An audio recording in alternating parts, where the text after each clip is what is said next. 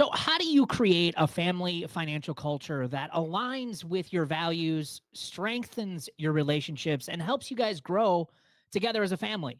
Now, today we're excited to be joined by Melissa Smith, co-host of the Family Brand podcast and a leader in the family development movement. Now, Melissa is here to help us learn how to transform our family cultures, create relationships that last, intentionally grow together, and find the courage to live the life that we want for ourselves. If you're ready to learn how to make money work for your family and leave a legacy that lasts, this is for you. Hey guys, welcome to today's show. I am Brad Nelson, founder of Debt Free Dad. I paid off about $45,000 of debt, have been debt free now for more than 11 years outside of my mortgage. I've also been fortunate and grateful to be able to help thousands of people over the years save and pay off tens of millions of dollars with the work that we do here at Debt Free Dad. Now, after listening to this episode, if you're someone who is ready to make some changes, you're tired of the paycheck to paycheck life, if you want to start taking your finances to the next level, I got a great resource that can seriously start getting you better results with your finances in as little as 30 to 60 days. And yes, even if you're a normal income earner, normal person, just like me, you can do this too. And I'm going to be sharing details about how you can get started with that later on in today's show. So, hey, Melissa, welcome to the Debt Free Dad podcast. So glad that you're joining us here today. I'm really glad to be here. Thank you. Yeah, absolutely. So can you share real quick about how you got into this whole thought leader, situation with family development? You started a business called Family Brand. And some people might be like, what is that? When we talk about family culture, what is that? And how are you helping people with that and how you got into this?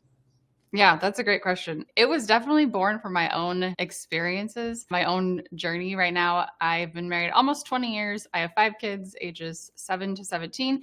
But when I had been married just 4 years, my husband and I, we found ourselves separated and headed towards divorce. We had 2 little boys, a brand newborn and an 18-month-old.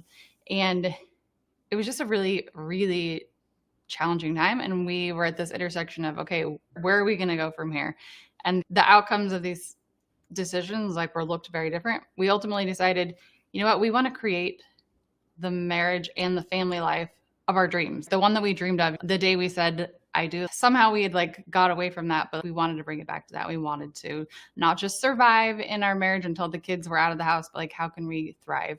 And so that sent us on this path of, I would say, a lot of personal development and then a lot of trial and error. How can we tweak this? How can we make this family life better and all that we want it to be? In a nutshell, my husband has a coaching company where he helps companies get clear on who they are, what they stand for. And a part of the journey for us was he came home from work one day and said, can we take our family through my process? He's like, I've had a lot of great feedback of companies getting really clear on these things. And I think that would be really impactful for a family to do too. And so I was down to do that. We created this little offsite we brought our kids to, and we had this little meeting, and it was chaos, and we had to make the meeting short, but it was fun. Because we were having conversations that we had never had before. Who are we as Smiths? What do we stand for? What do we want to be known for? Let's fast forward 20 years. What do we want our life to look like? And when that day was over, he said, that was really cool. We just branded our family. So that was the genesis of Family Brand as it exists today. But I feel like the making of Family Brand was a long time in coming. And then we just started talking about what we had done with our family, and people started asking more about that, saying, hey, we want a system, we want a process to help us develop our family mission, our vision, and our values, and our family culture. And so it just went from there as people started asking, and we just started authentically sharing our experience and teaching others how to create it too. Yeah, it's super cool talking to individuals like you, because it's amazing how all of us kind of share a similar story, because that's how I started. It's like I didn't really get out of debt or improve my finances to teach people how to do it. I just did it for me. But then, very much like you guys, we just started having people ask us for help, and that's what brought us to where we are today. So it's fascinating always talking to individuals and how similar those stories can be. We have a blended family of 5 kids, so I understand how life is chaos when you've got that many people in your house. So I can totally relate to that. But can you share a little bit? Now, obviously, we're the Debt Free Dad podcast. We help people improve their finances, get out of debt, reduce financial stress in order to give them the opportunity to live a happier life and really focus on kind of their life's mission and what they want to do. So can you share a little bit from your family's perspective on money and finance, and how did finances play a role in this whole family brand and really designing the life that you and your family wanted to live. That point in our life where I was telling you that we were at a crossroads. The other thing that was happening kind of behind the scenes is we were in so much debt, tens of thousands of dollars of student loans, cars, houses that were getting repossessed. I had a truck actually that got repossessed. We didn't have great income coming in. It wasn't just the marriage, it was like so much more. And a lot of it was financial related. And so I know intimately what it feels like to be there. I shared this with you before we started recording, but just recently I realized I've never shared that part of our journey before. Yeah. And it's not because I didn't want to. I just didn't think like, oh, I don't know why I would share that. But I think it's so important, like you said, that people share their experience like you do so that others can learn from it. Because when I was in that moment, I remember one time I had to return, my husband was paid on commission. So we never had consistent checks coming in every 2 weeks. Which makes it really hard and difficult. Yeah. Yes. And I remember there was one week he did commercial real estate. So sometimes the deals were like they were bigger deals, but they were like spread out. And so there was a time I remember returning a set of curtains that still had the tags on them for some reason, because I was like, I don't know how we're going to get money for food this week. And that was the most logical answer was, okay, I'll return these curtains. But in that moment, I could not picture our life any different. We were just like living day to day. We were living paycheck to paycheck. But I think part of this family brand journey has realizing, like, first of all, I don't want to be in debt anymore. Like, Yeah. I am done with this. And then looking at our life and realizing, okay, if we are done with this, we needed to create more income. That was one thing. But it was like that decision, I think, was the catalyst. I read a book about getting out of debt, actually. And I just remember getting mad. Like, why are we doing this to ourselves? We will never be able to live the life that we want if we continue down this path. And so I think that was the starting point. And I will say my husband he did not share the same sentiment as me, because I had read the book or whatever, and I loved listening to talk radio at the time, and it was my idea, and I was like the one that was done with it. And so it took some time for him to come around to the idea. So anyone listening who maybe feels like, I want this so badly for my family, but my spouse is not on board, I think it's still doable. But it takes like conviction, and I had to lay out the plan and show him, this is what we are going to do to get out of debt. And I was so convicted in it that he had no choice but to eventually get on board. And then as we got momentum, he realized, okay, yeah, we can do this. I see the value in this. Yeah. I love that you share that too, because there are so many people that we've worked with over the years that it is that, you have one person who maybe hears our podcast or listens to a workshop and they're like, yes, I want to do this. And then they're dragging their spouse. And you're right. It takes patience and a lot of patience to get them on board. So like Melissa said, stick with it. So you guys created this new culture. A lot of people don't even like family culture. What is that? I didn't know that that was a thing. Like when you say culture and family culture, helping people transform their culture, can you start from the root level of what are we talking about when we say culture in general as it relates to our families? Yes. A lot of times when so let me maybe back up one second. So this business that we've created called Family Brand, I believe that the category does not yet exist in the marketplace. And so sometimes it is difficult for families to wrap their minds around, wait, what? What are we trying to do? Yeah. What is this thing? And so that's why we came up with this idea of family development. It's not personal development and it's not marriage, but it's the family as a whole, the health of the family, how to create a stronger family as a whole. And so this is very common, actually. The people are like, wait, what? Tell me more. So I always like to relate it to something that people are familiar with oftentimes, which is business. And so if you'll talk about business, people that own a business, you talk about your culture. Like, what is the culture in our business? What is our workplace environment? Can we create a space that people love coming to work to? How can we treat our employees well and in a way where they can thrive?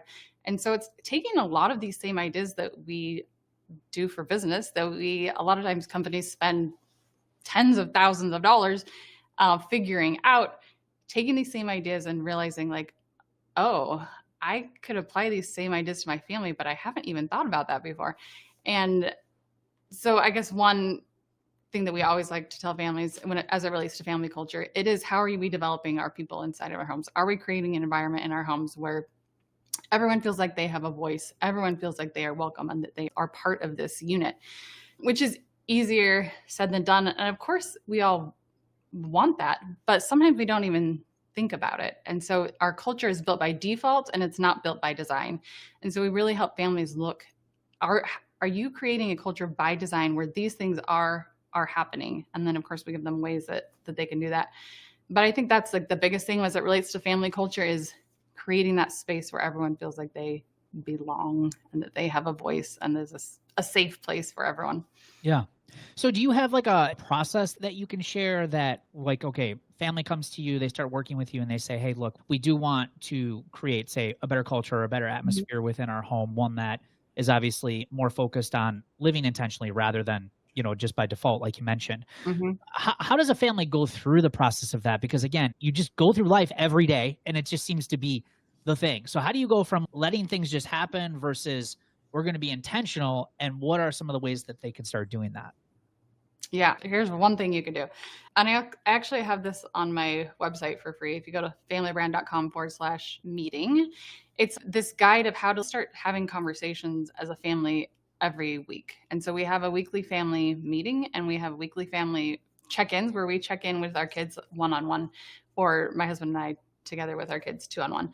And so I think that's where I would start is having these intentional times where we're gathering the family together. And I think 100 years ago, this used to just happen more naturally. But Yeah. I think in today in our busy lives, that's what I hear from families so often is we're just so busy with kids' sports and work and school and just activities. Families don't naturally run into each other throughout the day like they used to. And so it's creating this intentional time where we are connecting, whether that's at the dinner table to have conversations or whether that's like the weekly meeting, like I just mentioned, or the weekly check-ins with our kids, but really getting a pulse on where are we at as a family? Like, are we coming together? Are we having conversations? But I think that is where I would start is having those intentionally created moments where you're coming together and communicating as a family as a whole. Yeah. So can you share with your family, what are some of the things that you guys do on a weekly basis to be more intentional? Are we talking like we're going to make it a point to sit down X amount of times per week at the dinner table and actually eat a meal together? Like what types of things are you guys doing? So we do have the weekly family meeting that we have every single week. In that meeting, we're talking about gratitude. What are we grateful for this week? Who in the family did something kind for you? Let's review our schedules, make sure everyone's getting to where they need to be, and that from an organizational standpoint. And then also in that meeting, we're talking about, okay, who here has a problem that they would like help solving? Can we collectively come together as a team and help each other out? So that's one way. And we have chosen to do that on Sundays, and we do that almost every Sunday without fail. Even if we were just on vacation and it was like, okay, let's just do it in the car this week. But it's like that consistency, I think, is huge. And then another thing also on Sunday was we do those family check-ins that I mentioned, the individual check-ins with our kids, where we ask our kids, what's important to you this week? How can I support you this week? At a very basic level, that's what I would recommend. Once you have a system like figured out, it's like you can add to it. But sometimes Yeah. to start right out and say, we do all of these things, it sounds like really overwhelming. So I would say the family meeting, I love the kids' individual check ins where we're asking them those two questions. And then also cannot overemphasize family mealtime. The research on family mealtime is crazy, like the impact of family meals together, how decreased rate of teenage pregnancy, drug use, anxiety, depression in children and families when they were having consistent meals. And so for some families, it's easy to do that at dinner time. They're all around the dinner table more often. For other families like ours, I feel like we have more success doing breakfast together because I do have older Okay. teenagers that are involved in doing a Yeah. lot of things. But just finding that time that works for your family where you're coming together every week is where I would tell a family just to start. Yeah, I totally know the benefits of just being able to sit down and get together as a family. That's huge. So as a family who isn't doing this, like how do you get over the kids like this is weird. What are we doing? Like, what is happening? Is that a conversation that the parents have with the kids, or how does that transition happen over? Because I mean, some families are in absolute chaos, and then just to go down to like, man, if we could just get together a few times a week and have a meal together, that would be a huge win. So how do you get them? Because I would assume time management is huge with this whole process too. So what are some tips for families with that? Yes, and I appreciate that comment because it is true. If you're introducing something new into your family, there is, especially depending on if you have little kids, like they're on board, they're down, they're like, Yeah, yeah, right. this is cool. But I have teenagers, I get it. They're like, why are we doing this? I want to be out like playing with my friends, or I want to be, fill in the blank, whatever else they would rather be doing. I think though, again, another business analogy. If you were running a business, if you were a leader in a business and stick with me here, if your employees were not like down to do the things that you felt like were the best for the health of the business, you wouldn't just throw in your hands in there and say, okay, yeah, we won't do it. If you're going to throw a fit about it, I'll just give up. We're not going to do it. But Right. sometimes we do that in families, but I would love to empower families to be like, you are the leader of your family. If you know that these things are going to be good for your family, yes, you may meet with a little bit of resistance, but how can you get creative and be like, okay, I know that I'm meeting with some resistance, but can we make this fun? Can we adjust this to be something that people will actually look forward to? Maybe it's not like dinner in the house. Maybe we take it outside, or maybe we budget to eat out at our favorite restaurant like once a month where we know we're all going to be together. Use your power as the leader in your home and as the creative, beautiful human that you are. You know that you can make this fun and make this attractive to your kids, but you might just have to work a little bit harder for it. Yeah. Working with your kids is one thing, but obviously I think it starts with the parents in the house too. So between you and your husband, like from a communication standpoint, can you share some tips to help couples get more on the same page? Obviously, we focus more on a lot on finances here. You mentioned your story with getting your husband on board with your finances and getting out of debt. But I mean, there's a lot more that's going on in a relationship than just money. So can you share how you guys have moved from where you were before, where you mentioned within the first 4 years you were separated, to where you are now, where it seems like you guys are living a much more connected and more intentional life together? Yeah, I think for us, it really started with us taking individual responsibility for our own happiness and our own like personal development. I think Oof, that's big. That's a big one.